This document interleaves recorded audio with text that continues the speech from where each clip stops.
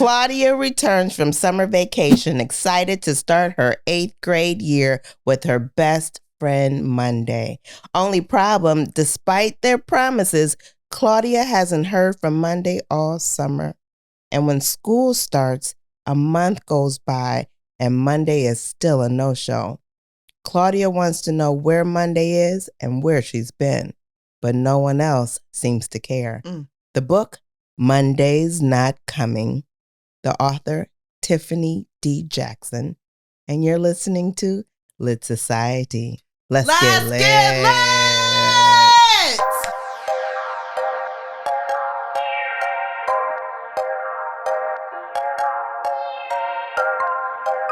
Woo! Hey readers, this is Alexis. And this is Kari. And you're listening to Lit Society, a podcast about books and a little drama. And we're back in person. So if you're watching on YouTube, Hi. welcome to the Lit Society Studios. And we're ready to go. Yeah, right? How do you feel? I said, we haven't been in person in a really long time. So it's, a little adjustment. I'm like, I'm on camera again for real. I know. How uncomfortable. You look great. I like to be in the back with the lights off.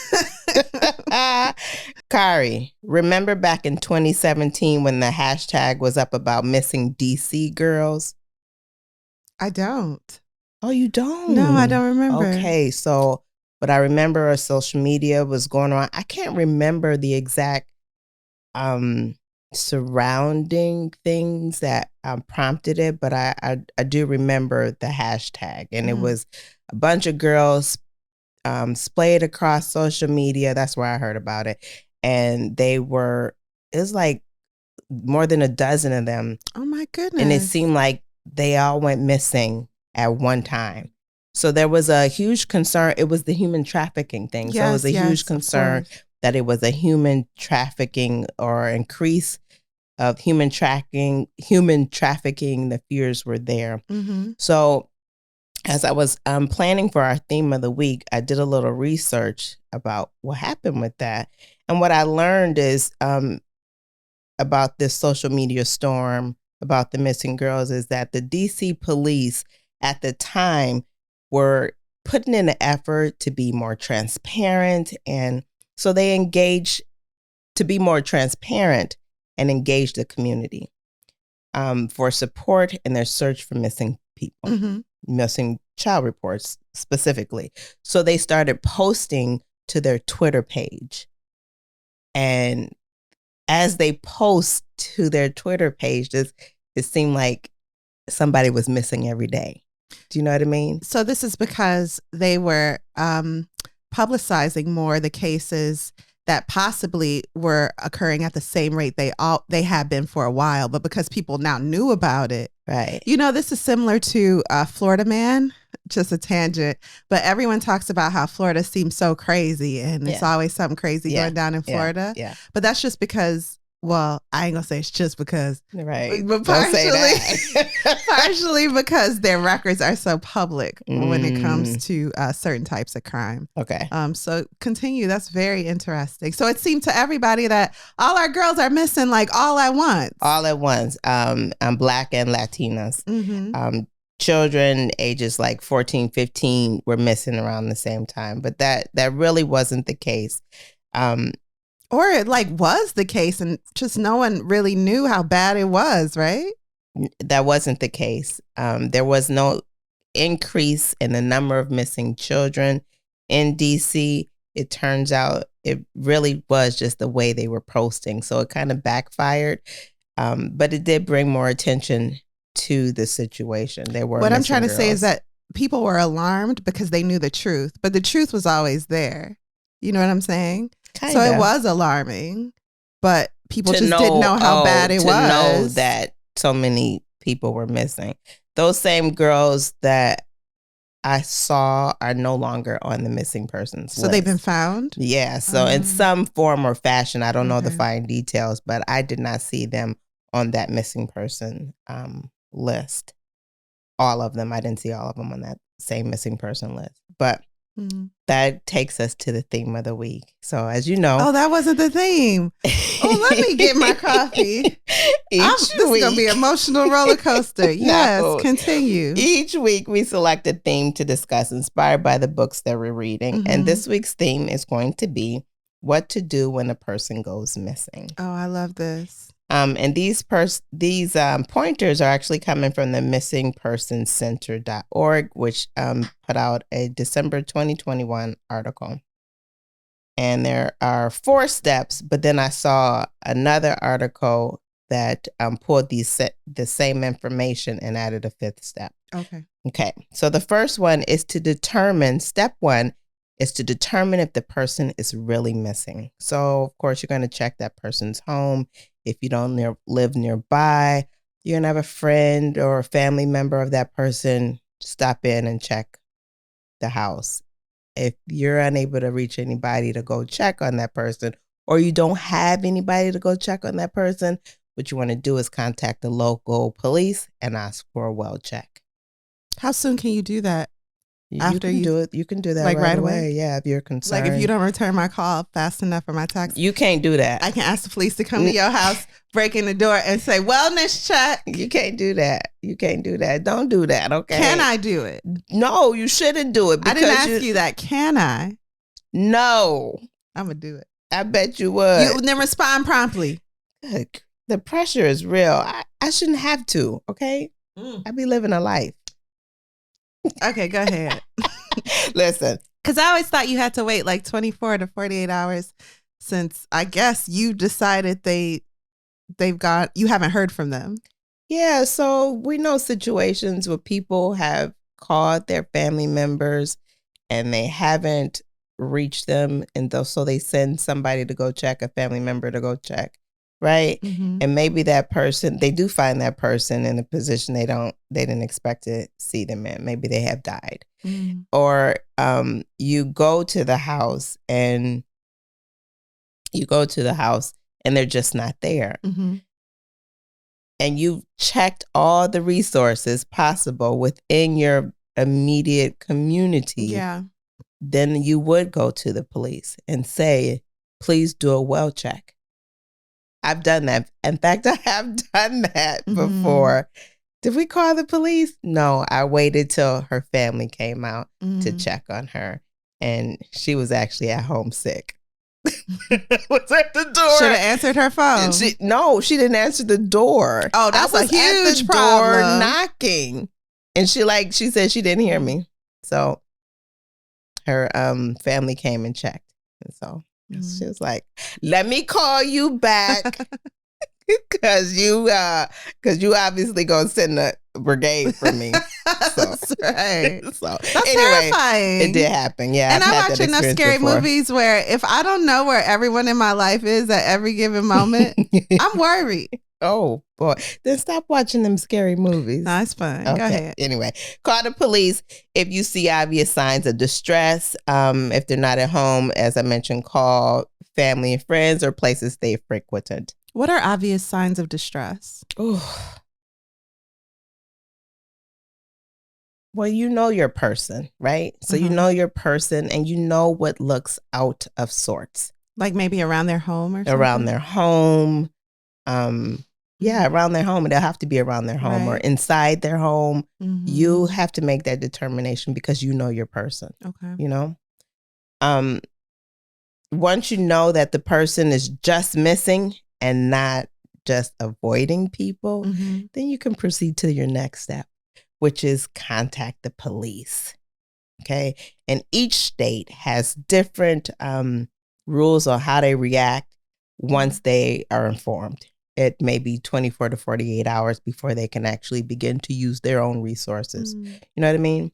It's kind of like what you were saying before. That's what I was referring to before. So you put it in context. Yeah. And then police will look at each circumstance within the case. When you go to the police, you want to make sure you have detailed information, current photos, physical characteristics. You may not necessarily remember what the person had on the last time that you saw them. You may not even have a picture of that, but you want to do your best to provide as much information as possible identifying characteristics, medications they could be taking, nicknames, last relationships, and activities. You don't want to know the information about your person. That's why it's so important to not overly edit your photos on Instagram, because they're going to be looking for Beyonce and you somewhere, not safe, and don't nobody know what you look like. 50 people have seen you. They just didn't know it was you. They didn't know it was you. They didn't know. Ooh, not a good thing. This reminds me of the conversation we had too when we read Then She Was Gone by Lisa Jewell. Yeah. And you said that some schools take regular photos of the kids there. Yeah. And that's the purpose, like to always have an updated photo, clear photo of the person. Clear photo. Have me looking cute too. Don't be putting up my missing picture and I'm at home in my pajamas scratching myself. Hair falling to the side. But that may be the most natural look they have. I ain't gonna do that when they fight. That might be what I look like when they fight. Never mind. Go ahead, continue. You right. You right. Listen, put my worst out there because I probably am looking my worst. Rough. Found, okay. Find me in some braids 3 months in. All of that. That's what I want. Okay. Yep. Listen, when you go to the police, they're gonna write a case number. Get a case number for the police report. Get that because you're going to need that. And then you also want to know the person that's working on the case. All right. You'll need that for your next step. And the next step is to contact the National Missing and Unidentified Persons System. It's a website you can go to. It's operated by the U.S. Department of Justice. And you can upload missing person information into the database and you will need that information. If it's a minor missing, you can go to the National Center for Missing and Exploited Children or the Polyclos Foundation and provide information. You can also use the FBI's National Crime Information Center as a resource. Okay. Step 4, start your own search. In many cases, families and friends conduct searches and round up their own volunteers to help hang flyers, posters, and even, of course, begin the search. When you hang your flyers, consider all the regular spots, a gas station, grocery stores, post office, banks, wherever you can think of. Add your flyers and keep the authorities in the loop about your search efforts. Okay.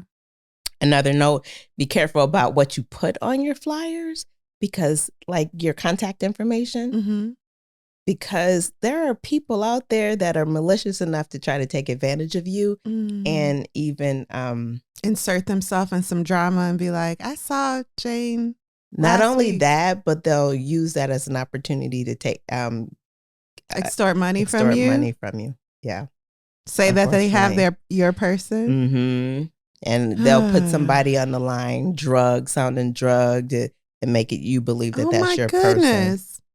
Yeah. So what do you do if you don't put your number on there? You put like a police number? I would put a police number. The police station. Yeah, I would put the police number. I think that's the safest bet. Okay. And whatever police information you can give, I would put that on there. Depending on your case, your missing person could qualify for an Amber Alert.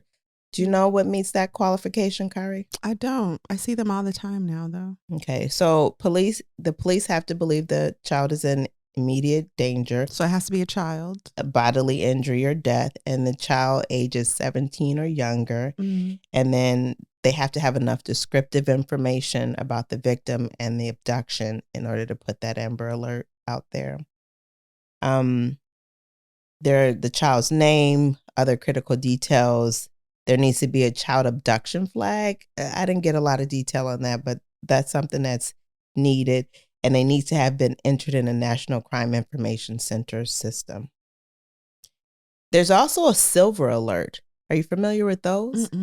Okay. The Silver Alert is activated for missing persons 65 years or older and for someone with developmental delays, developmental disabilities. Maybe Alzheimer's or... Yeah, maybe. Step 5, alert the media. Social, local TV, radio stations, newspaper, How do local you alert blogs, local news stations, websites. There's a line. Sure. There's like a line for some stations where you can provide news. Yeah, you're right. You would do that. that is really helpful, more than people realize. When missing persons are posted to social media, you can get maybe that child, if it's a teenager, maybe they ran away, and other people will contact, and you can I get believe in I've seen Twitter find people. I just never thought of calling the news station, which is weird. What kind of world we live in? Like, I would definitely contact Twitter right away. First. Yes. First. Okay. Do they have a hotline? Because they're going to find them. Their hotline is your phone. Yeah. So easy. Type it in right away. So if you have the resources, you could also consider hiring a private investigator, a reputable missing person private investigator. That's what you'll want to do. So those are like the 5 basic steps that you want to take if you have someone that you feel is missing. There are websites with this information available. There are guidelines for Amber Alerts and Silver Alerts. That information is all available. And that's our theme of the week. I love when you introduce themes like this, because this could potentially save a life. And this is information I'll go back and listen to. Yeah, thank you. This is very useful. Thank you for your research and for presenting this in such a serious way. Thank you. Thank you. Let's take a quick break before we jump into our author and context. Let's do it.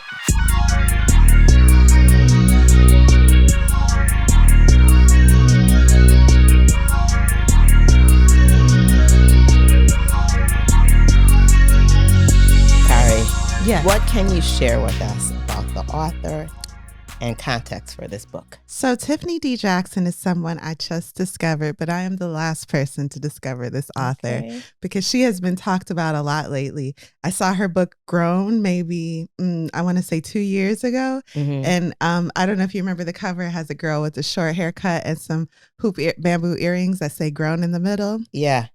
Well, that is actually her 4th novel. Okay. So she's been doing this for a long time. She not new to this. She true to this since 2017. Okay. So she's a New York best-selling. Well, she's made it to the New York Times best-selling list. Okay. American author of YA fiction.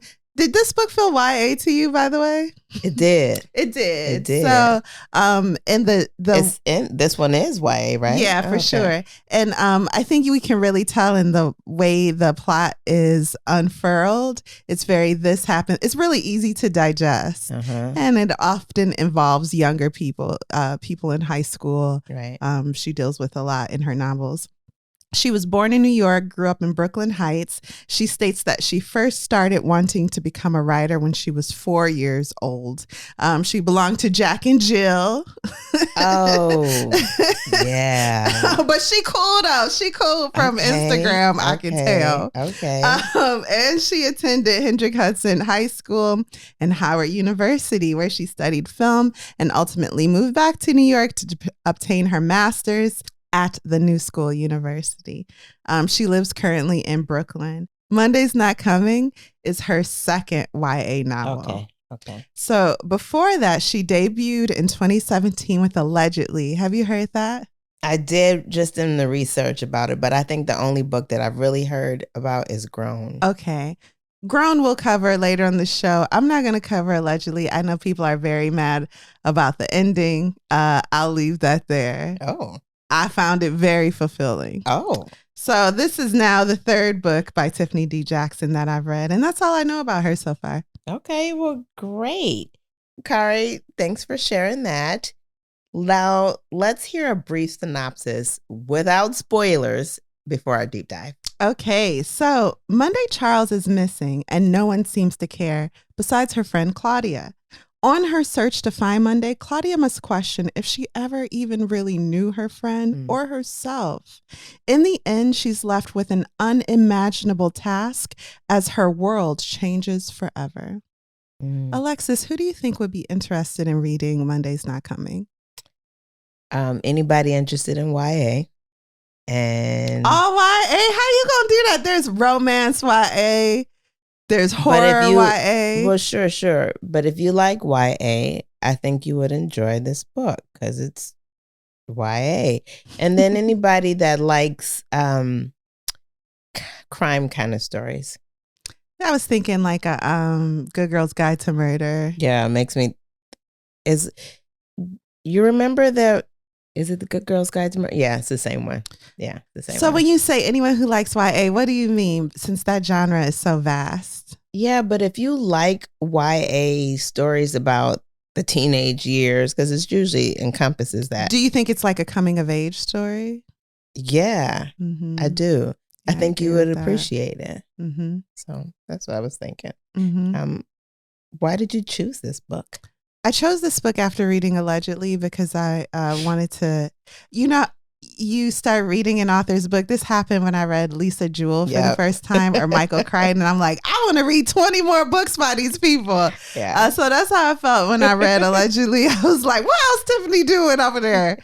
So yeah, that's the only reason. I fell in love with the author, her writing style, and the way that she develops a story. I will say it's not her writing style that I love so much. It's the way the story is so digestible. That's a signature of hers. You don't have to have a very vast vocabulary to understand her works. Okay.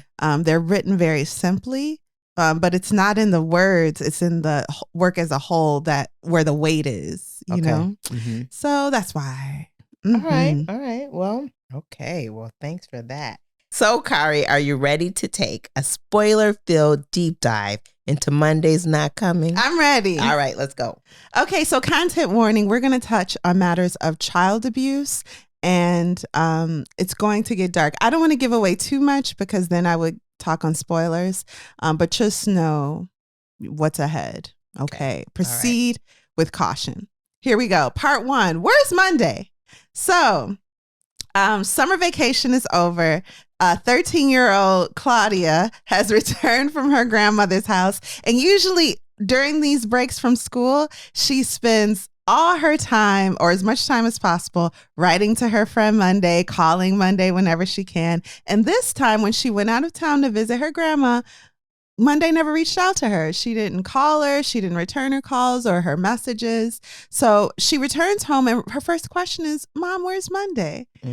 She calls one of the 2 numbers she knows by heart, and that's Monday's number. Right. An automated message tells her, what, do. The number you have dialed is not in service or something. And so this is all very strange. Mm-hmm. Monday is her best friend. Before summer break, or at the beginning of summer break, before Claudia left for her grandmother's house, they had a sleepover in her room under a tent that they made. And it's just not like them to be apart. They like share a life. This is a time in your life when you have a best friend. That best friend is half of you. They are everything. I believe that. Mm-hmm. Yeah. Yeah, these are little girls. So it's very distressing. But be patient. That's what Claudia's mother encourages her to do. But a week passes and still no Monday. Very odd. So, it's their last year before high school. So they have to start applying for new high schools soon. Monday loves school. It's like I don't want to say too much. She just loves it. She loves Mondays. Her name is Monday. She loves Mondays. She's always rushing to school, and Claudia's like, why you want to get to school so bad? Yes. She helps the teachers. Yeah. So this is very, very strange. They even have plans to go to the same high school next year. So Monday would be in school early, like you said, trying to get good grades from the start, to make sure that her and Claudia could go to the same school. Claudia has never been allowed to visit Monday at her home because Monday lives in a dangerous neighborhood. She lives in the projects, and Claudia's mom would never let her go to Monday's house. So Claudia can only imagine what her best friend's house is like. But after a week of Monday not being in school, Claudia bravely hops on her bike and goes to Monday's home, knocks on the door, and who opens? Her mama. Her mama. And she's not happy. She's like, why are you around here? You know your bougie mama don't let you come to my house. And Claudia's like, I'm sorry, ma'am. I'm just looking for Monday. Where's Monday? And the woman yells at Claudia so bad that Claudia falls back onto the concrete and like hurts her bum. So. Not bum. Okay. Right? Yeah. Go ahead. What? That's not American. Okay. So Alexis has an attitude because I've been pointing out her English accent since she got back from Buckingham Palace. We'll move on. I say bum sometimes on this show to keep it classy. Oh, okay. Okay. Here we go. So Monday's mama, Miss Charles, snaps at Claudia so bad that she falls on her booty and she's not left with any answers, more questions. And I think Mrs. Claudia or Mrs. Charles says that Monday is at her aunt's house. I don't remember the first time, but she does say she's not there. So, yeah. All right. Well, to keep her mind off of her worries, Claudia colors in a design book that her father bought her because he read that it's good for therapy. And this is also giving us just a little bit of understanding as to who Claudia is. So she's coloring in that book, and she's also writing letters to Monday because when she sees Monday again, Monday will be able to read them. Part of the story is letters from Claudia to Monday. So anyway, let's go back into the past and get some context. Okay. Claudia is walking with Monday. This is in the past, remember, complaining because she has to read at church in front of everyone. And Monday's like, why don't you just quit? Now, typically, this isn't something a best friend would say. You can't do that? Quit. But Claudia's like, I can't quit. My mom will kill me. And Monday's like, are you really going to get up and read in front of all them people? Reality check. Like, Monday. But Monday knows Claudia better than we do. Yeah.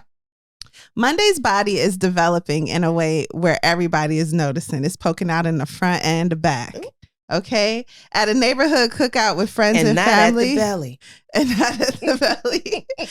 At a neighborhood cookout with friends and family, we get a lesson about how crack conveniently wiped out these Black neighborhoods in DC that other people wanted to capitalize on because the location was great. A lot of the homes were old. This is a story that's been told time and time again throughout a lot of American cities. But conveniently, those neighborhoods were filled with crack that families deteriorated and those homes were available to purchase. So anyway, Mrs. Charles is preparing to serve the men cake at the event. Okay. And innocently, Monday sneaks a piece of cake and before it goes to the men, and Mrs. Charles is like, I forget what she says, but it's so mean, so nasty, and she calls her fast. And something that's about that, I'm so sick of us calling little girls fast, but it happens a lot. So whatever. The interaction makes Monday's eyes panicky and watery, and she runs to the side of Claudia, and they link pinkies. And Claudia, so I know. And Claudia goes, big news. And that's their code for, is everything okay? Do you need help? They say big news. So cute. They also made their own language. They're adorable, you guys. Anyway, Monday says she's fine. There's a boy at school, by the way, that Monday has loved forever. His name is Jacob Miller. He's the most attractive boy in school. He knows it, so he's arrogant. Everyone's in love with him. Boo! We hate him already. Yeah. Monday overheard him saying that he plans to go to the same high school that Monday wants to go to with Claudia. And so this is another moment where we learn more about Claudia because Monday's like, you need to do good in school, Claudia, so we can go to this high school and I can date the boy I love. Okay? Exactly. And so during this conversation, Claudia asked Monday to take a look at an essay she wrote because Monday always checks Claudia's homework. Checks. So Monday looks at it and is upset. She said, Claudia, I told you about this. They gonna put you in the stupid people class and then we can't go to the high school I want to go to. And Claudia's like, well, you can go without me so you can be with Jacob. And Monday's like, I'm not going to a different high school than you. I'll just do your homework. She just does Claudia's homework. Give me that. I'll do it myself. Because she don't want her friend in the stupid people class. Right. So Monday's baby brother is named August. Yes, all of these children are named after seasons, months, or days. So just to give you a little roundup, Monday has two younger siblings. One is a boy named August, the other a girl named Tuesday. And she has an older sister named April. So August walks up to the girls, Claudia and Monday, one day while they're chatting, and he looks a mess. He's dirty. He's unkempt. Monday grabs him quickly and does his hair. And Claudia's like, girl, you good with that. You can make a living doing hair. And Monday gets an idea. She's like, I do hair, you do nails because you're great at doing nails. We could open a salon. And they're like, yes. So the next day at school, Monday is selling her hair braiding services. And of course, she going to offer a discount to Jacob or whatever. But she was like, $7, I'll braid y'all hair real quick in between classes. And all the boys are really excited. She's like, I do girls' hair too, whatever. So later that afternoon, back at Claudia's house, they're changing into their pajamas because Monday spends more time at Claudia's house than she do her own. But Claudia looks at her friend's back and notices it's covered in bruises and maybe even bites. Yeah, some bites marks. Yeah. And Claudia's like, girl, what's wrong? Are you okay? And Monday's like, oh, I fell off my bunk bed. First, her eyes look panicky. And then she's like, I fell off my bunk bed. And so in her mind, Claudia's like, but your room is like a princess room and it's covered in cotton candy. And so Claudia just imagines that her friend has the best imaginable living situation because she wants the best for her friend. So she just drops it. She's like, okay. She just trusts that, yeah, she fell off a bunk bed and got bites on her back. I don't know. So because if something was wrong, she reasons, Monday would have told her. Yeah, and I think maybe the bruises are first and the bite is the okay, so time. Bruises this time. Yeah. Watching her daughter, so now we're in the present, watching her daughter slip deeper in despair. Months later, the mother, Claudia's mother, and Claudia are in the supermarket, and Claudia sees Monday. She runs up to her and she's like, Monday, but it's not Monday, it's April. And what's April's reaction to Claudia? Very rude. Yeah. She's rude every time she see her, but she be having Claudia's clothes on. So Monday borrows a lot of Claudia's clothes and then April be wearing them too. So it's like all the girls in the house wearing Claudia's clothes, and April got the nerve to be rude to her. Yeah. Well, anyway, she's like, don't do this, Claudia. Don't do this. Yeah. And it's just weird. It is. It's really weird. And Claudia's like, do what? I just want to know where Monday is. And she's like, well, Monday's visiting our dad. Okay. Yeah.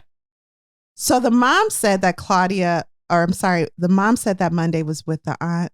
April is saying Monday is with their dad. Yeah. Claudia asked her favorite teacher, Miss Valenti, to check on Monday because she doesn't believe Monday's visiting her dad. And she doesn't believe she's visiting her aunt. Or you know what? The mom said that Monday was with the dad, and April says Monday's with the aunt. So why do they have mixed stories? Claudia doesn't believe it. And even still, they're with these people, but why hasn't she reached out to me? That's odd. So Claudia has to ask herself, like, am I entitled to know every aspect of my friend's life? Yes, I am. Because we best friends. Because we's best friends, okay? And no one else gets it. And she would have contacted me if she was okay. So she goes to Miss Valenti, one of the teachers, and she's like, can you check on Monday, please? And Miss Valenti is asking the right questions. Like, well, have you asked her mom, you know? Yeah. So she doesn't believe Claudia doesn't believe what the mom and sister are saying. And that's when we learn that this teacher has already asked the office to check in on Monday and they've made no progress. Everyone's very apathetic, bureaucratic public school system. They like, once you outside of our walls, do we really got to check in on you? Right. We don't want anything. That's extra work. So Miss Valenti is furious about the apathy that she's receiving from the school, but she doesn't want Claudia to pick up on the attention, you know? So during their conversation, Claudia accidentally learns that Monday's family has been assigned to social worker. And she's like, why would my friend be assigned to social worker? Isn't that for abused kids? Like, that wouldn't be my friend. And Miss Valenti is like, there's a lot of reasons why some families just need a little help. And that's true, actually. So if Monday was abused, Claudia reasons, she would have told me, wouldn't she? She reasons like this repeatedly throughout our book. So watching her daughter just get sadder and sadder and more depressed, Claudia's mom agrees to take Claudia to Monday's house so that they can speak with Monday's mom. They drive over there and Claudia's mom is told by Miss Charles that she already told Claudia Monday is with her dad. Now, Claudia's mama don't even let her over into the projects by herself. So to know that she's already been over there by herself, and then to have to hear it from this woman she don't like, because the mamas don't get along. Yeah. She feels very embarrassed. So, you know how kids can be, Miss Charles says, implying that Claudia's a liar, or how a kid can be since you could only have one. That was really low down. Yeah, that's what Mrs. Charles tells Claudia's mom. And so Claudia's mom lost, I think, 4 children through miscarriage. And so the only one she could have was Claudia. And to say something just mean and nasty like that. And then even with the door cracked open, the house stink inside. It's not a good situation. And so when they get in the car, the mama is like, wait till I tell your father, you're on punishment, yada, yada. By the way, Claudia's dad is a truck driver, so he's not home for weeks at a time, but he's a very active dad. A truck driver and a musician, right? Yeah, but that's more like his hobby, right? Like, I don't know. He takes it seriously. Yeah. He's got concerts shows that he does. Mm-hmm. Yeah, it's cute for him. Mm-hmm. So, even though Claudia's mom is mad, at dinner later with their dad, she still asks him to check. Something about that interaction obviously rubbed Claudia's mom the wrong way. Mm-hmm. And so she asked her husband to check on Tip, who is Monday's dad. She's like, just check in with Tip and make sure Monday's okay. And they have an interaction there where he's like, that's that man family. I ain't getting in their business. Why don't you ask, and this is so relatable. Why don't you ask Mrs. Charles, Patty Charles, how Tip doing? And the mama's like, you went off. What I look like asking a woman about her baby daddy? You know what I mean? I'm asking you because you my husband. And he like, oh, okay, no problem. Because she'll never snap. So he's like, okay, I'll ask Tip. Okay. It's going to be a while, though, before he actually asks him, but he going to do it. Yeah, so let's go back to the past for a brief moment. One time, Claudia heard some knocks on her window, and I think she her room was upstairs. Yeah. So someone was throwing rocks at her window. She went downstairs, and it was Monday. And Monday's like, I told my mom I was staying with you, but really I was at Jacob's house all night kissing. Ooh. What? And so this is Monday saying this, and Claudia feels like Monday's entering all these worlds and levels in the game of life and just leaving Claudia behind. Yeah. She's like, this is my best friend and you staying out all night kissing boys? How are we so different? We didn't even talk about this. How did you get there? We didn't agree to this? That's not, I didn't think we were moving like that. Right. Mm-hmm.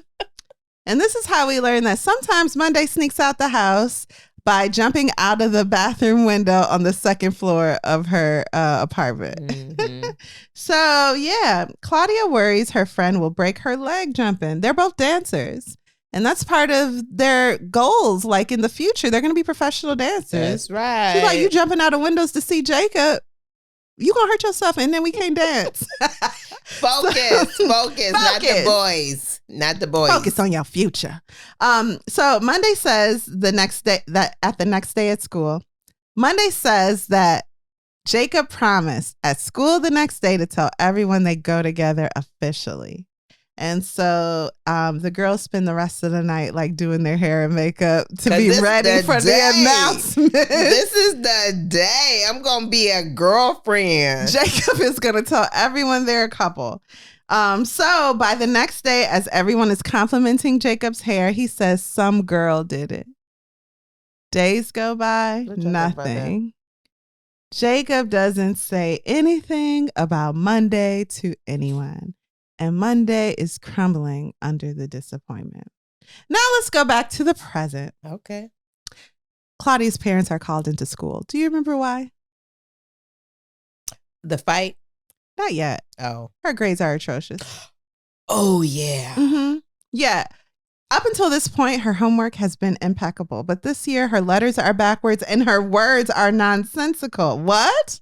She's likely dyslexic, which is fine. However, her parents are furious because no one has caught it until now. And I'm on their side. Even if she turns in pristine homework until now, there was no other way y'all could have caught that.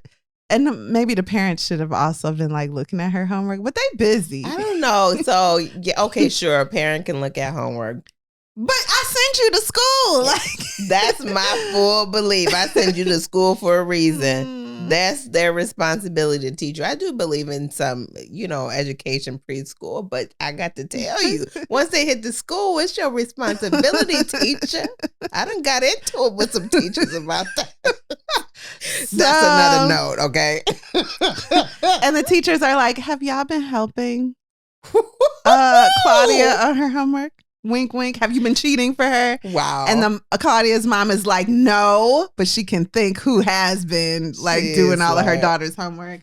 So anyway, the teachers also point to Claudia's dyslexia as being the cause for her fights, plural. So there have been 2 fights. And that is like, what fight? Do you remember the fights? I don't. I do remember somebody touched her butt. A boy touched her butt. And she beat him up. Mm-hmm, very good. And then she was defending her girlfriend. Yeah, that one not so good. In rage. They gave him what for? How come? So, one of the fights involved Claudia really defending herself from casual sexual harassment. Mm-hmm. The other fight was her jumping in for Monday, who blacked out on Jacob and nearly killed him. Yeah. Oh, right. Yeah. Mm-hmm. Yeah, he had to go to the hospital and everything. It was rough. We'll talk more about it later. So anyway, the dad only knew about one fight. So when he hears fights, everybody mad. Girls. Yeah, with the fight involving Monday, by the way, there was bite marks on her arm caused by August. And Claudia noticed those bites before the fight even broke out.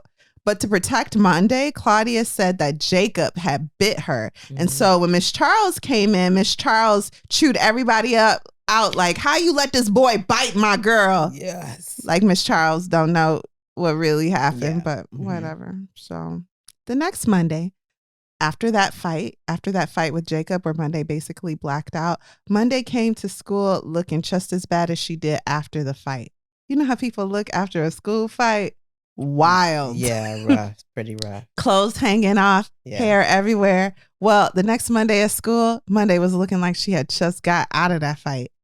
The only difference was she also smelled heavily of urine to the point where their favorite teacher, Miss Valenti, gave her clothes to wear for the rest of the day. Mm-hmm. So we are now seeing how troubled indeed Monday is and how her living arrangement may be more horrific than Claudia realizes, because Claudia's like a young girl. She's as naive as she should be. But Monday is not afforded that naivety. She's living a real life. Okay, so after the parent-teacher conference in the present, Claudia's dad tells Claudia to stop worrying about that girl Monday and start worrying about your grades. That's what he said. So in the hallway, Claudia runs into Miss Valenti and learns that Mrs. Charles has decided to homeschool Monday. Monday's not coming back to school. Also, a social worker visited the home and Monday was there. Monday was in the home, said the social worker. Monday's being homeschooled? This is definitely news that she would have shared with Claudia. Mm-hmm. So Claudia decides to upgrade her investigation by going to the police. She did that. Part 2. Is Monday missing? Yes. Hello. I'm here about my friend who lives in Edinburgh. I think she's in trouble. Can somebody go by her house? Trouble? She hasn't been to school and no one's seen her. The officer frowned. So, she's missing? The word missing popped like a hard hand on a conga drum. No, nah. She's not missing like that. She's, I just don't know where she is. What do you mean like that? A tall, balding man dressed in gray slacks and a white business shirt approached, stepping between us, smiling at me. "Relax, Warren. I got this," he said, balancing a stack of folders under his arm. "Step this way, young lady. Let's have a chat. I'm Detective Carson. What's your name?" "Claudia." Following him to his desk. "Okay, Claudia. I overheard you mentioning your friend is missing. Want to tell me what's going on?" I told the detective everything about Monday not showing up for school and how her mom and sister were acting all weird.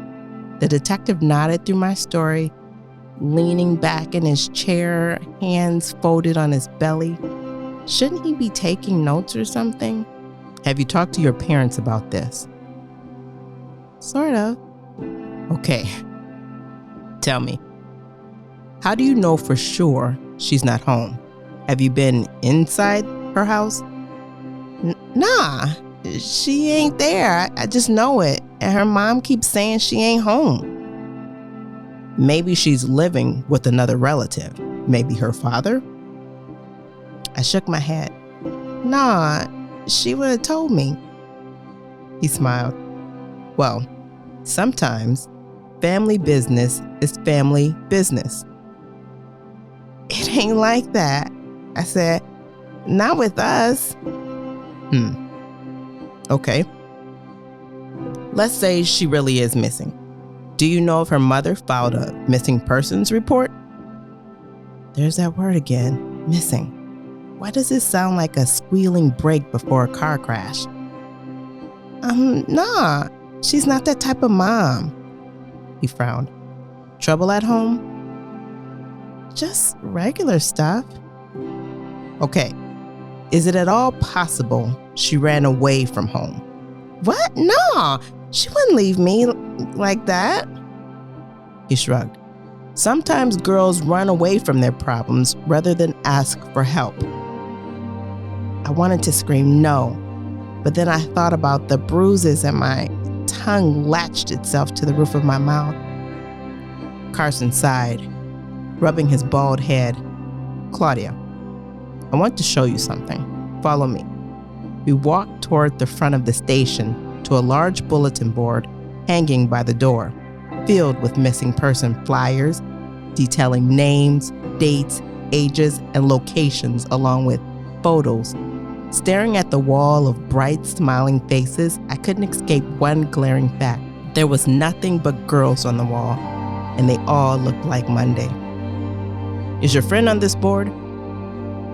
I held my breath, scanning the wall again.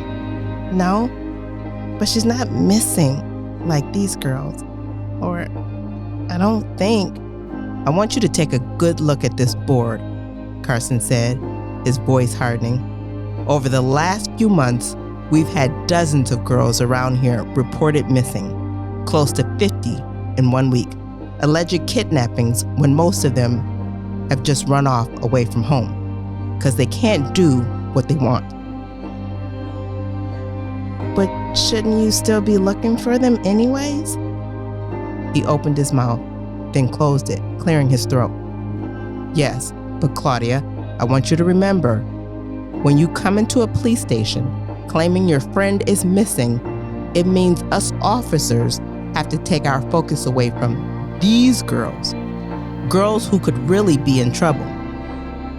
Tears prickled, and I avoided his glare. "Now, if your friend's really missing and she's not on this board, then only a parent can file a missing persons report. And if her mother won't, the only person left would be her father or a legal guardian." I sucked in a breath to keep from crying. Everyone was looking for these girls, while I was the only one looking for Monday. So let's go into the past for a second. I thought this was very interesting. The author here gives us details on the first fight Claudia and Monday ever had. Do you remember what it was about? I thought she gave her a notebook. Is that the one? No, they didn't fight about that. Well, not a physical fight. No, they've never physically fought, but they had a they had an argument while walking to the library because Claudia kept asking about August. Oh, that's right. That's right. And at first, when she was asking, Monday told her he was sick. Mm-hmm.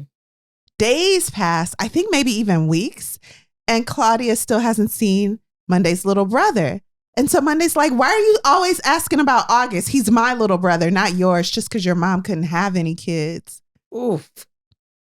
And so Claudia's like, how dare you? And Monday's like, well, how dare you? So they met and they split. But they eventually reconcile and it's fine. But that was a really brutal argument. So remember it. Now to the present.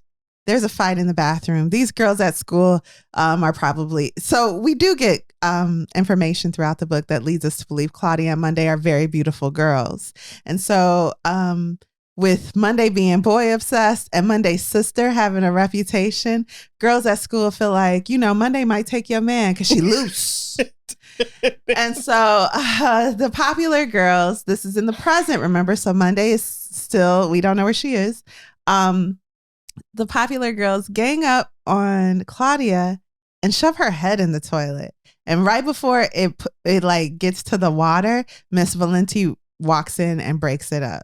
This is really sad. There's like a bump on Claudia's head, and the way it's described is just heartbreaking. And this book is also a great reminder of how evil children are. Yes. Especially teenagers. I don't know if they worse than middle schoolers, but they all are. Of them. All children are evil. Okay. So word on the street is. Mm-hmm. After the fight, Miss Valenti sends Claudia to the school nurse. And the school nurse goes, what's your name? And she doesn't know why. Claudia goes, Monday. And the nurse goes, oh, Monday. Oh, the nurse closes the door and goes, Monday. How are you? It get real serious. School system is terrible. Oh, wow. No need to get political. So anyway, Claudia, though, through this ruse, finds out that all the time she thought her friend was sick, that girl was never sick. Mm-hmm.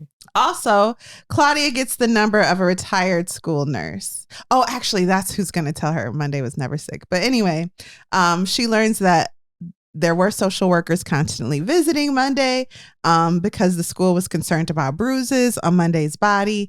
And the nurse that used to care for Monday, I'll say, has retired. But again, the new nurse gave Claudia, who she thinks is Monday, the old nurse's personal phone number. It's wild. So anyway, back to the past. Monday dyed her hair blonde one day because Jacob was like, I'll start claiming you at school if you look like Beyonce. So she left the dye in for like 8 hours and it was like broken off. Her scalp was like all peeling and the kids really made fun of her, of course. This is also when she was crying on the floor in the bathroom and Claudia chased her to the bathroom and sat next to her and Monday put her head on Claudia's lap and was just like crying. But Claudia made her laugh and the girls started laughing and just, but someone took a photo of that. And so now everyone at school calls them lesbians. Mm-hmm. Really, these children are evil. Mm-hmm. Evil. Also, when she burned her hair like that, Jacob was sitting in the back of the class while the whole class roasted that girl and didn't say nothing. But I guess it's not his responsibility to. Let's move on to the present. It's not. He's a kid too. Whatever. Yeah, so he evil too. Claudia and her dad go to grab fried rice. It's like a little daddy-daughter thing. And they run into April and Tuesday. Hey, y'all, hey. Yeah, so Tuesday smells like urine and is as thin as a skeleton. April looks scared. The dad is oblivious, as men tend to be, like, hey, how you doing? And so they like feed him some lies, especially April. And Claudia's like, Tuesday, how's your big sister Monday? And Tuesday's like, Monday's fine. This is such a weird sentence. Tuesday's like, Monday's fine. She is always hiding in the closet though. Mm-hmm. And April corrects her sister and says, no, you must remember wrong because Monday is at her dad's. And then Claudia's like, I thought you said she was at her aunt's. And then April's like, you must be remembering wrong too. I gotta go. Yeah, so We also meet Michael around this time. This is a boy from church. He used to be chubby. Now he's hot and he's like fit. And he's like a really, really unbelievably great friend to Claudia. And I'm wrong with he's that. Like they always looking out for her. He's a little older than her. And Claudia's mom is like, yes, be Michael's friend. Invite him over for dinner. Let's get him water. Her daddy said, she don't need a boyfriend. I told you to find her a friend, not a boyfriend. Okay. Michael takes Claudia to her first high school basketball game. And while there, Claudia sees April, and April's with this guy. They're really close. And then they walk out of the gym, April and this boy, and he whispers something to April in April's ear, and April looks dejected or defeated and follows him. And so Claudia gets up and follows them too. Also, April's wearing Claudia's clothes at this moment, but that's just fine. She's always wearing her clothes. That's what she thinks is Monday. Right.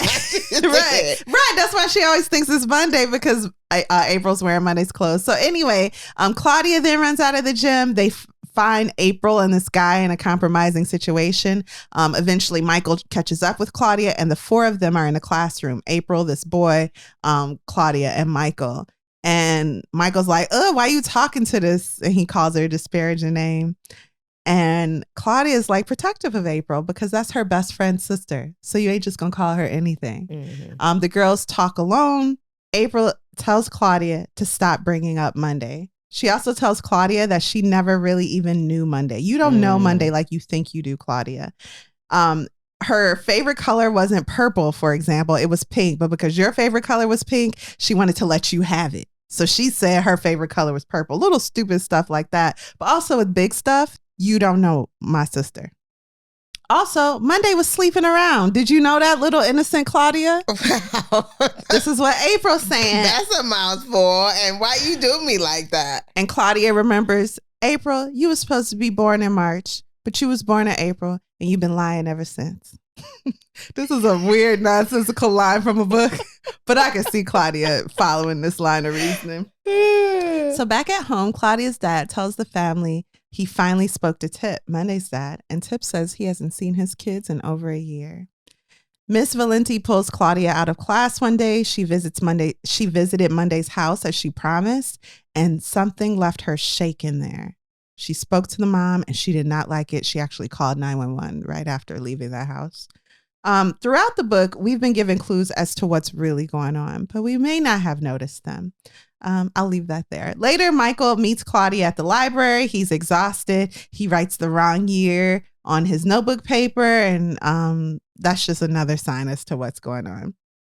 His issue, by the way, is that his dad works in Dubai and is going to move there. And so he doesn't know what to do because he wants to go play football in college. And Claudia's like, well, why don't you stay with your grandmother until after college? He's like, you got some good brains on you, girl.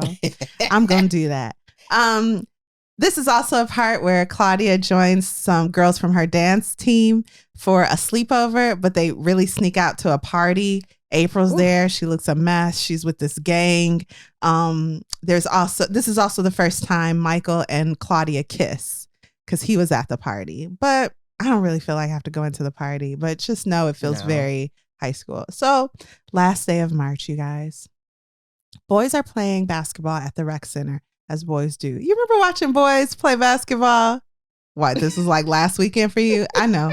Okay, so Claudia sees April there. She's looking for Monday and she wants answers. She's sick of this. Yes. April repeats that Claudia never really even knew her sister. April's mom is not at home, so April goes, you know what? You might as well see. And she tells Claudia to come in the house.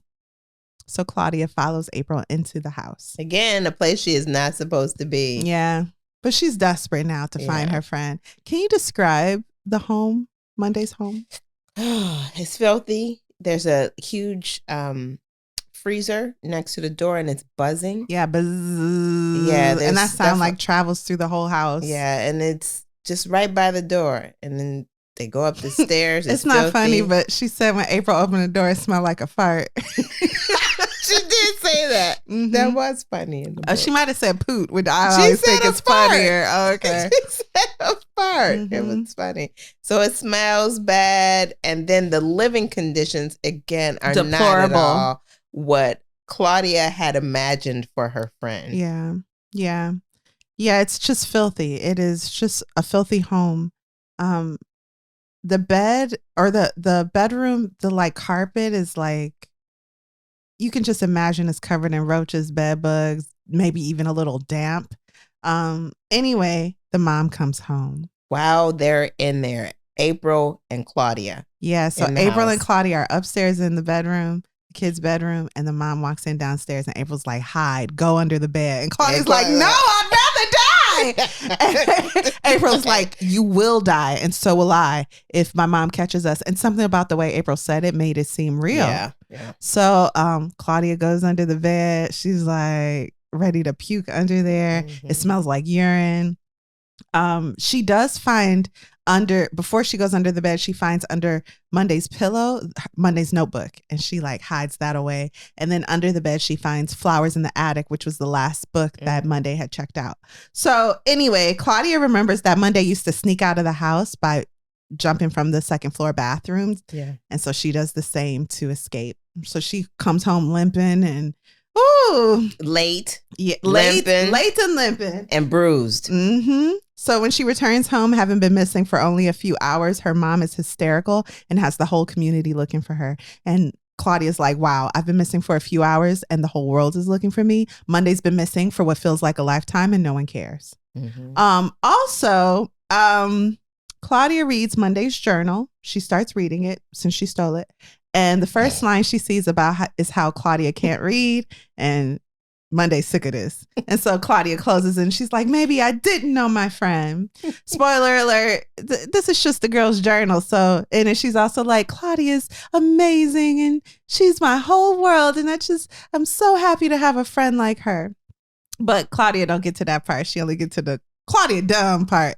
So anyway, Michael sees Claudia with Flowers in the Attic and he like, oh, why are you reading that book? Why are you reading that book? And she's like, well, she tells him. And so he's like, they eventually go to the library and check the book back in. And the librarian lets them snoop on the computer to see what other books Monday checked out. And it was like Push. Sorry. It was like Push by Sapphire, Flowers in the Attic. And then Monday remembers that Mrs. Charles used to tell people that the government watching what books you check out. And so this was Monday's way of letting people know what was going on in their house so that they would come get her or save her. Yeah, really, really sad. So Claudia decides to visit Monday's dad personally, and Michael goes with her. Claudia introduces herself to Tip's colleagues as Monday, Tip's daughter, and everyone looks nervous, like they've seen a quote unquote ghost. They're slightly frightened. Even Michael looks a bit odd, and they wait for Tip to arrive to work. When Tip arrives and hears that Monday is waiting for him, he turns around back to his car and speeds away like a frightened child. You like, this man, he ain't up to no good. He can't even see his child. And why he acting so scared? As they're trying to figure out how to get back home, they see a news report on the television. A girl's body was found in Lincoln Park. And you'll remember that from the podcast Serial, Lincoln Park in Baltimore. It's Monday, Claudia thinks. It's Monday's body. And Michael tells her something interesting. He says, I swear to you, it isn't. Yeah. Do you really not remember anything, Claudia? Yeah. So as the reader, we're like, what's going on? So anyway, Claudia's back at home. She's got a fever. Her mother leaves to get her medicine. Her dad isn't home. Suddenly, the police fill the street. They're all headed to Monday's house complex. Something sparked in Claudia. She put her coat on over her pajamas. She hopped on her bike with her house shoes on and heads to Monday's. I dropped my bike by the curb, wobbling up the path to join the onlookers. Yellow police tape roped around the old trees, casting shadows over the parked police cars and ambulances. The rumbling crowd grew louder. Old ladies in their house dresses, sweats and thin coats. Men with their oversized sweatshirts, jeans. Women holding their babies, trying to tame their wild toddlers. A policeman stumbled out of the house, his white face tinted green. He hacked and heaved, covering the same crack I tripped over with pink vomit. A hush came over the crowd. The police and medics moved at a snail's pace. No urgency, meaning whatever was done was done. There was no one left to save. A photographer appeared, taking pictures of the crowd. Click, click, click. News crews elbowed through as the neighbors started whispering. What happened in there? They saying they found some children dead inside. Dead? Get out. The police tape that held us back flapped in the breeze with a smack. My heart cracked. My throat clenched so tight I could barely breathe. Click, click, click. Hey, ain't that Patty's house? Oh my Lord, she got 4 babies. I saw them take April away. Well, which one they find dead? Don't know yet. They saying they found 2 kids in the freezer. The freezer? What you say? Lord, who they find in the freezer? My legs, my arms, my hands, everything went numb. The voices drowned out, mouths still moving but silent. I could hear nothing but my heart racing and the buzz of the freezer. Buzz. The world spun, slow at first, but then real fast, like the way Monday and I would spin each other, round and round, fits of giggles, until we'd fall into the grass and look up at the sky. Buzz. I coughed up a breath, looking at the clouds. Only one hovered nearby, a small puff of gray, as if forgotten by the passing storm, left for dead. My eyes rolled back, knees shaking. I staggered, bumping into something hard and solid. Daddy. He lifted me up, cupping a hand around my head. I clutched his neck, gripping his leafy green jacket, my whole body shaking. Shh, it's okay, sweetie. Daddy's got you. Just close your eyes. It's all right. He backed out of the crowd and carried me all the way home. Part 3. Monday bingo! We then return to the day Claudia and Michael track down Monday's dad. So as you're reading the book, you think they come home from looking for Tip, but really that was the past and then back to the present. I stopped keeping track if it wasn't obvious. Yeah, it wasn't. So it wasn't always obvious. So now we realize that when Claudia and Michael tracked down Monday's dad after he ran away from them, they finally made it home. Michael walked in, apologized to the parents, saying, "I thought if she saw him, she'd remember." "Oh, Claudia, I thought you were getting better." What is going on in this story? Yeah, so her mom is like, "My baby, sweet pea, I thought you were getting better." And Claudia's confused. She's like, "Why is no one listening to me? We need to go to the police. We need to help Monday." "You were right all along," her mom says. "We should have listened to you." Y'all, Monday been gone for nearly 2 years.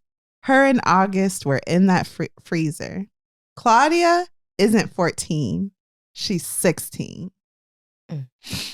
2 years of her life, she's just been stuck.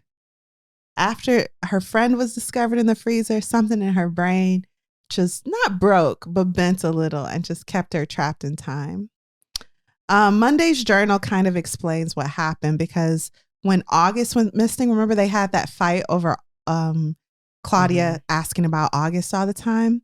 Her mom beat August so bad that he wouldn't get up, so she made April put him in the freezer. April has done a lot of heavy lifting in this family. Mm-hmm. There is some implications that April's been prostituting herself to pay for the kids' necessities, and no one's giving her any pity. No, nobody. She's getting called names. Everyone's like, "Oh, she's gross." And this is where April's 18 maybe at this point, but she was probably 16. Right. Maybe younger when she was selling herself for her family. So with all the talk of gentrification and the housing projects, everyone who lives there being evicted, something in Miss Charles perhaps may have snapped. She was obviously mentally unwell already, but this pushed her to the edge and she began heavily abusing her children. And she beat Monday came home one day and was like, "I'm leaving you because I hang out with Claudia and this ain't how a family's supposed to be. I done seen the light." And so Mrs. Charles beat her and then threw her in a closet, and every time Claudia would ask for water, Mrs. Charles would open the door and kick her. And then one time she kicked her and she didn't move, And I want to say how much I want to give. Well, let's just wrap up the book, you guys. So when the police found them, August had been in the freezer for 1.5 years, and Monday had been in the freezer for 10 months. At the funeral, crowds came. Kids from school that tormented her stood up to speak and act like they were her best friends. Ooh. Her father, who hadn't seen her in actually 3 years, you guys, he said 1 year. He hadn't seen his kids for 3 years, spoke with tears pouring from his face. A photo of Jacob putting a flower on Monday's casket found its way to the cover of Time magazine. News about the abuse inside and outside the home continued to flood televisions days later. And when the reporter said that the body of Monday was being re-examined for evidence of sexual abuse, Claudia's dad ran downstairs, pulled the TV from the wall, screaming. I forget what he said, but it was like, that's enough. Enough.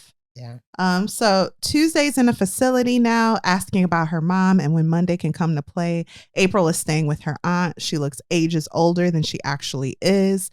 Claudia and April do have a conversation at the end of the book, and we realize that April, without her mom asking her, put Monday in the freezer.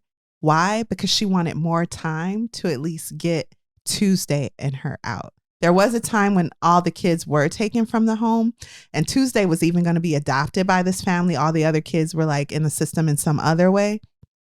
And April never wanted her family separated. She never wanted to be without the siblings. So she wanted to earn enough money to take care of them. She was going to be 18 soon. So she thought, they can't take me. The government can't take me if I'm 18, and then I'll be able to take care of my parents. So when she saw Monday not moving, she, on her own, put Monday in the freezer, and she's covered now in guilt and grief. The officer that dismissed Claudia eventually comes to the house and is like sheepish and is like, sorry about everything. And then they're like, investigate. What are you investigating? So they actually make her give up Monday's notebook so that they can use it for evidence. Yeah, it's really sad.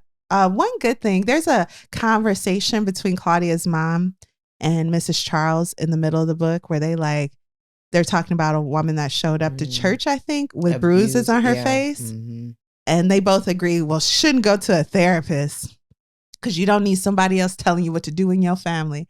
In the end, all of Claudia's family are in therapy because they really love that little girl. And just to have this event, they're all covered in guilt. Yeah. And that's the end, right? Yeah, that's the end. Okay, you want to take a break? Yeah, let's do it.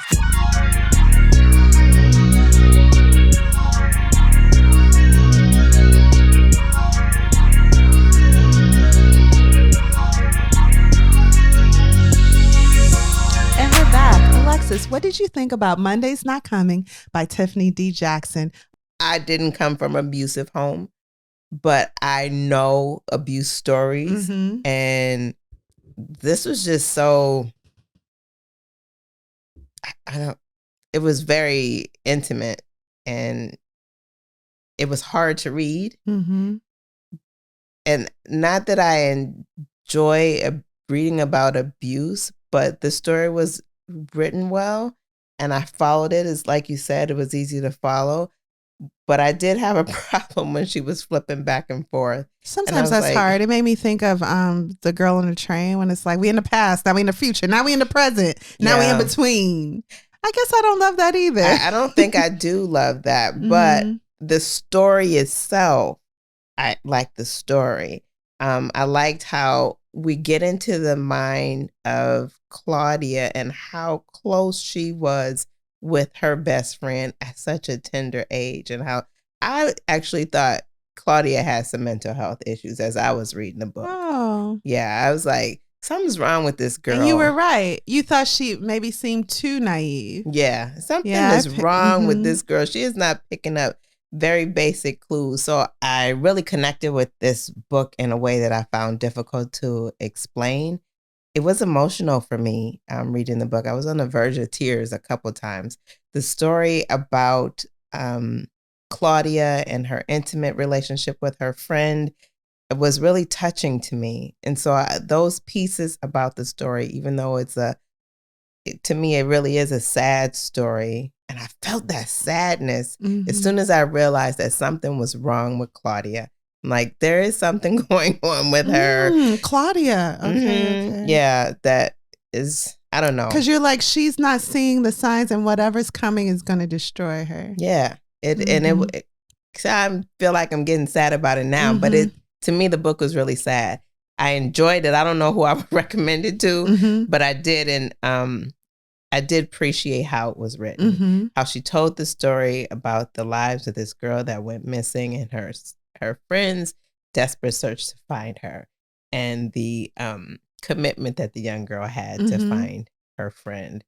And because you revealed it, that it's 2 years later, and she is really still caught up in what happened to her friend. So that's really hard. This is a really hard story. I don't know why, but it was a really hard story for me, but it was a good story. It was a good story. It had opened up a lot of questions, school system questions, and getting in other people's business, if you will. How do you respond to such things? And so that's my take on it. How about you? Would you recommend the book? It made me think of two things. First, how innocent and more pure love is when you're younger.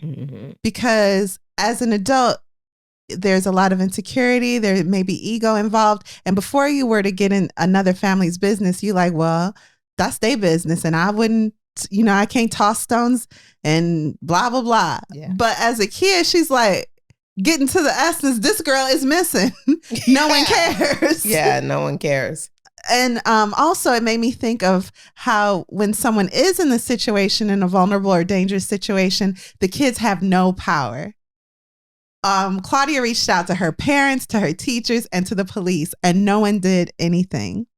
Nothing. They did the bare minimum. So let me ask you this. In reality, this is what happened after she got back, right? And then there's a piece in the story where you see just a small section of that is she's doing a kind of a repeat of it. So Claudia has realized how old she truly is and how long Monday has been gone 3 times. And we meet her during her 3rd episode. So twice already she's had to relive her friend realizing her friend is dead. Yeah, her friend is dead. That's that whole emotional upheaval that this young child is experiencing. She has mental health problems. And I also felt like, why is Michael still so invested? Like, this girl is obviously dealing with something emotionally and mentally. And it's clear that he is invested in her romantically. And I didn't find it realistic or appropriate. So the piece with Michael, I feel like he's coming in the second part. They've now decided, okay, so let's insert Michael. But he obviously likes her too. Yeah, they've known each other all their lives.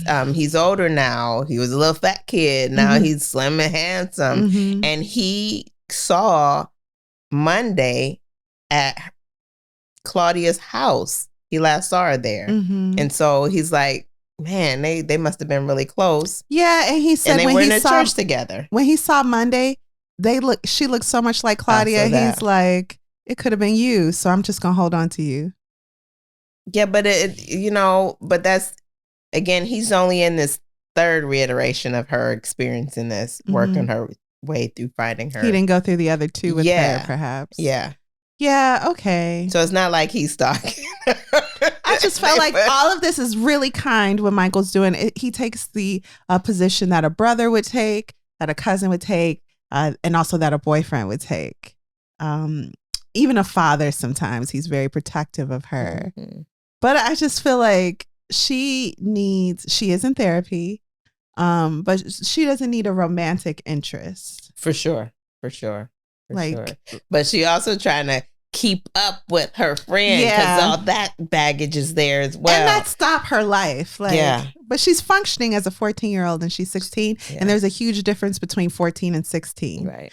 So there's so much in this book. It's a lot. And it's really, before I read this book, I read something that was more like literature with a capital L. And so when I read this book, the simplicity was a little not off-putting. It was just very noticeable for me because it really is, this happens, this person did this, and because of that, they did this, which is basic storytelling, but the story is good. Yeah. And I've actually recommended this book recently.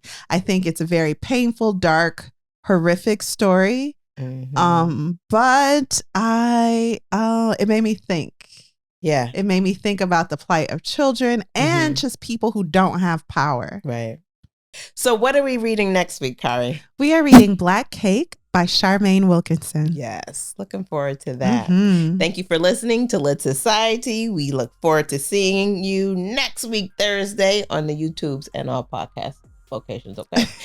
Lit Society is brought to you by me, Alexis Honoria, and Kari Herrera. That's me. Support the cause by leaving a 5-star review for our show. 5 stars. Apple Podcasts and Spotify, and leave a comment on Apple about why you absolutely love us. Please do. We love y'all too. If you've enjoyed what you just heard, tell a friend about Lit Society and visit Lit Society Pod for show notes. Okay, this month's book list. Okay, and to sign up for our amazing email newsletter. Okay, and until next time, read something.